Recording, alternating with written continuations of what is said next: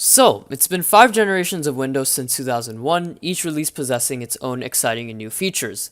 Most of the time. But aside from features, how well does each actually run? How is performance impacted over each release of Windows? So here are the versions we're looking at. Windows XP, Windows Vista, Windows 7, Windows 8.1, and the latest version of Windows 10 at the time of this recording.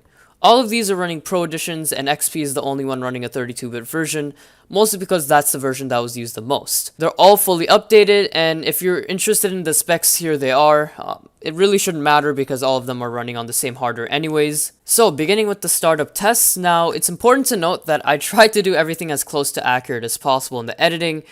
This includes opening programs at the same time, starting up at the same time, and all that stuff. I really want to get the best results, but remember, nothing is exactly perfect. Now, Windows 10 and 8.1 actually have a technology called Fast Boot, while Windows XP has the advantage of just using less hardware resources.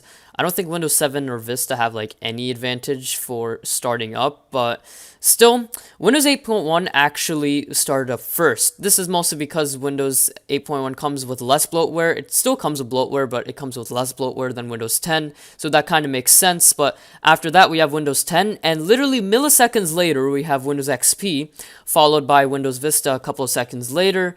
And then a long time afterwards, we have Windows 7.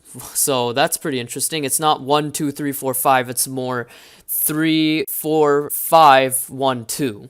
Now, before testing programs, I really want to check the storage. So as you can see, Windows XP actually takes up the least amount of storage, while Windows Vista and 7 actually take up the most amount of storage. This could be because of the abundance of security updates, but I applied these updates to Windows 8.1 and 10 as well, which I don't really understand. So starting off with Builtin Programs, I really want to see the speed of File Explorer, and as you can see, they were all pretty fast, but Windows 8.1 was the first to load, and results are pretty varied here. Moving on to Notepad, this is probably like the least intensive application in Windows, but as you can see, XP was the first to load, probably due to the lack of animation. But again, strangely enough, there are varied results here. There's probably a percentage error somewhere around here.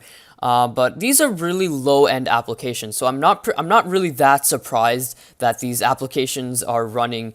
There isn't like consistent results here, but as you can see, Calculator actually loaded up at the exact same time on every single one except for Windows 8.1, and that's really weird considering that Windows 8.1 was pretty much winning every other test before this. So that's pretty strange. Moving on to Paint, again, there really isn't any real answer here. All the results are pretty varied. It's really weird that XP and Vista loaded up at the same exact time. But we probably use Windows for more than built-in programs, and that's media consumption. So opening a photo using their default photo viewer, so as you can see, was pretty much straight down the line. I forgot to run this test on Windows 8.1 because of course I did, but we can basically assume that it would have been second last. Then moving on to opening a video using VLC Media Player. Strangely enough, Windows 7, this was the first time it came first in a test. Then it was Windows 10, then XP, then 8.1, and then Vista. So strangely enough, these results are also varied. And also, I decided to use a variety of applications. Some of them are using same versions, some of them are using different versions. So I decided to use Windows Media Player to open this video file. And Windows XP and Vista doesn't even support the proper codecs for MP4 files. But as you can see, results are pretty similar. Moving on to web browsers, I really want to check the installation speed of Firefox 52.9 ESR in every single one of these. Of course, this is mostly dependent on my hands and reaction time, but I tried to do it as accurately as possible, as I said before. And the reason why we're using Firefox 52.9 ESR rather than the later versions is because older versions don't support the later versions, and I want it to be as fair as possible. So known as the bad operating systems by the public actually outperform the good operating systems, so that's pretty ironic actually. But when we open the web browser itself, it's actually a completely different story. So newer is technically better here. Windows 10 opened up Firefox first, while Windows XP was last, and it was pretty much straight down the line, and Windows 7 and 8.1 has some slightly different results. But anyways, moving on to YouTube.com, this was it doesn't really have any impact on operating systems, really. This was mostly dependent on the web browser, and as you can see, it's pretty inconsistent overall, so I'm not really surprised that Windows 10 did better, but actually, Windows 10 might have better compatibility with Wi-Fi drivers or something like that, but I'm not really sure. So anyways, it doesn't really matter. But moving on to Microsoft.com, 3 of them loaded up at the exact same time, while 2 of them loaded them last at the exact same time. Interesting results. One of the most used programs in Windows, at least I think it's one of the most used programs in Windows, is Office software. Now, I used Office 2010 because that's like literally the only version that supports all of these, and as you can see, there was an activation message, so I really wanted to base it off the activation message because that's when really it loads up completely. But as you can see, Vista loaded up first, and Windows 10 was actually very, very slow. After that, 8.1 was first with PowerPoint 2010, while Windows 10 is extremely slow. I don't know why. Then moving on to Excel, the same thing. Windows 8.1 was first, while Windows 10 was really, really slow. I'm not really sure what's going on here. So Windows 10, not really looking good. And this is a frequently used application, so to see Windows 10 performing really bad with that is quite disturbing. Next, I really want to test the speed of how fast a USB can transfer a very large ISO file, and all of these are using the same exact USB and ISO file, so it should be pretty fair. And first up was actually Windows Vista, and then right after that we have Windows 7, so file transfer is actually pretty good on Windows Vista and 7.